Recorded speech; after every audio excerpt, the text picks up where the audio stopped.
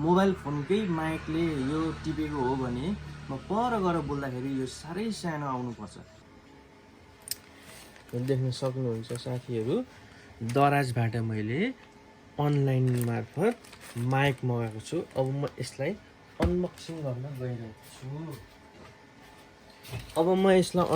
गर्छु ताकि मैले बनाउने हरेक भिडियोमा भोइस र आवाजको समस्याले सम्झाउन बुझाउन भिडियो राम्रै भए तापनि सम्झाउन बुझाउन गाह्रो भएको कारणले एकदम अप्ठ्यारो महसुस म आफैलाई पनि भएको छ भने तपाईँहरू सुन्ने हेर्ने व्यक्तिहरूलाई पनि महसुस भएको होला। त्यस कारणले मैले अब प्रथम राम्रो तरिकाले सिकाउन बुझाउन को लागि भए पनि यो माइक मैले अनलाइनबाट मगाइसकेको छु। देख्न सक्नुहुन्छ। यसलाई म अनबक्सिङ गरेर तपाईँहरूमा देखाउँछु। अब आउने भिडियोहरूमा चाहिँ साउन्ड र बोली जुन म डिटेल्समा बुझाउँछु, सिकाउँछु, सम्झाउँछु त्यो कुराहरू स्पष्टसँग सुन्न सक्नुहुन्छ। हेर्नुहोस् है त, यसमा अब के कस्तो तरिकाले आएको छ भन्दा यो बोया भन्ने कम्पनीको माइकलाई मैले मगाएको। यो वारेन्टी कार्ड रहेछ। अब यो चाइनाको प्रडक्ट रहेछ। यसमा अब हामीलाई खासै अनलाइनबाट मगाएको सामानमा हामीलाई खासै अब यो वारेन्टीसँग त्यति उयो पनि हुँदैन। अरू यहाँ केही छैन, जे छ यसभित्र छ। यो एउटा सानो मनी ब्याग जस्तो ब्याग आएको रहेछ र एउटा ड्रायर छ। अनि अर्को छ हामीलाई यो के हो त, यो हेरौँ त। यहाँनिर यो चाहिँ माइक यहाँ रहेछ र यो एउटा हामीलाई लुप भयो। यो अन के लेख्छ, क्यामेरा अफ स्मार्टफोन र क्यामेरा दुईटा हामीले सिलेक्ट गर्नुपर्ने रहेछ यसमा। अनि यहाँनिर एउटा देख्न सक्नुहुन्छ क्लिप छ। हेर्नु होला, क्लिप छ यहाँनिर, यो ह्याङ्गिङ गर्नको लागि, हुक गर्नको लागि। अनि यहाँनिर देख्न सक्नुहुन्छ चाहिँ क्यामेरा लेखेको छ अनि अफ लेखेको छ बिचमा अनि स्मार्टफोन लास्टमा हामीले सिलेक्ट गर्नुपर्ने रहेछ। यो माथि गयो, तल र माथि मात्रै रहेछ। यसलाई हामी अहिले प्रयोग गरेर हेरौँला। र यो कति फिट छ, कति लामो छ भन्ने कुरो सायद 15 फिट जति होला। अब यसमा हेरौँ।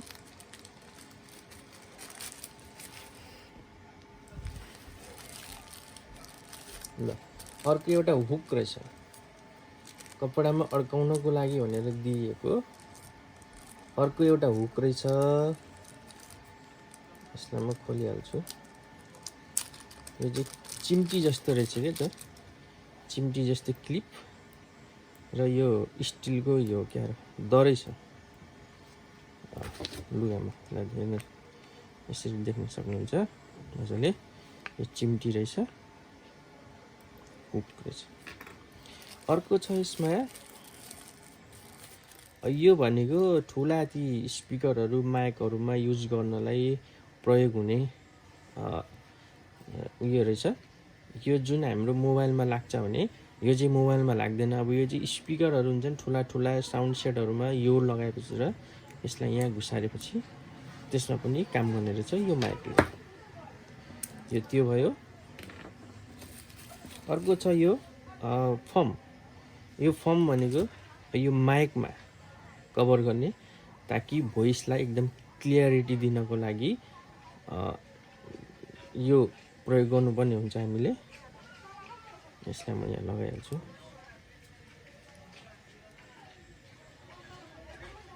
ल, हेर्न सक्नुहुन्छ। यसलाई यसरी लगाइसके पछाडि यसको अवस्था यस्तो भयो।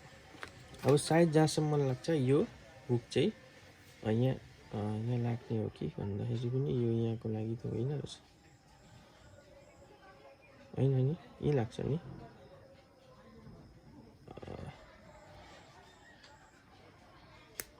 ल देख्न सक्नुभयो। अब यसलाई चाहिँ हामीले कपडामा यसरी अल्झाउने अथवा यहाँनिर यसरी अल्झाएर बोल्ने। अर्को के छ यहाँ भन्नुहुन्छ भने एउटा ब्याट्री दिएको छ हामीलाई। यो ब्याट्री कहाँ लाग्ला त? यो खुल्छ कि सायद यसभित्र लाग्छ होला। यहाँ देख्न सक्नुहुन्छ, यहाँ ब्याट्री लाग्ने ठाउँ रहेछ एउटा।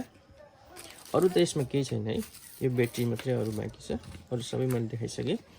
यहाँनिर ब्याट्री लाग्ने ठाउँ रहेछ, यहाँ देख्न सक्नुहुन्छ। यो ब्याट्रीलाई त हामीले यहाँ लगाउनै पर्छ कि के हो चलाउनको लागि त।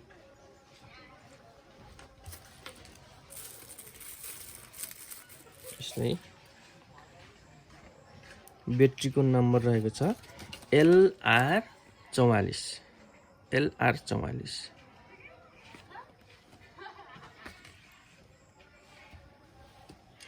अब यसलाई हामी यहाँ कुन तरिकाले लगाउने हो यसलाई भन्दाखेरि प्लस उता यो प्लस यो यस्तो टाइपको छ नि, यो वरिपरि घेरा भएको यो माइनस रहेछ यो साइड, र यो फ्ल्याट भएको र नम्बर लेखेको चाहिँ प्लस रहेछ। र यहाँनिर पनि देख्न सक्नुहुन्छ माथिपट्टि प्लस लेखेको छ, मुनिपट्टि माइनस लेखेको छ। भनेपछि यो फ्ल्याट प्लस माथिपट्टि हो भने यतापट्टि फर्काएर स्प्रिङ भएतिर चाहिँ प्लस रहेछ यसको सिस्टम। ल हामीले यहाँ लगाइसक्यौँ। अब यो कता गर्दाखेरि कसो गर्छ त, बत्ती सत्ती कहीँ बल्छ त, कहीँ बत्तीहरू पनि बलेको गरेको मैले चाहिँ देखिनँ। अब यसलाई लगाए जस्तो गरौँ।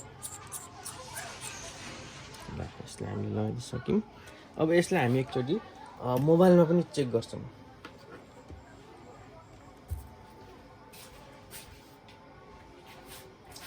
मोबाइलको कभरसँगै यो ज्याक लगायौँ भने त्यहाँ मजाले नपसेर सपोर्ट नगर्न सक्छ, कभर खोलेर लगाउनु पर्ने रहेछ।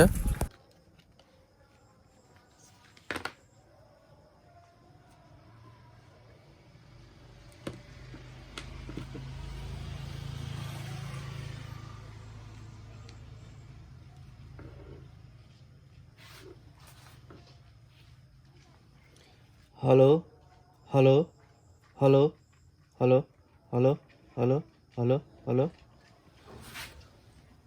Hello hello hello hello hello hello hello hello. अब यसलाई पर राखौँ। Hello hello hello. बस अहिले भने यसले काम गर, अहिले चाहिँ यसले काम गर्यो। अब एकचोटि म पर गएर बोलेर हेर्छु।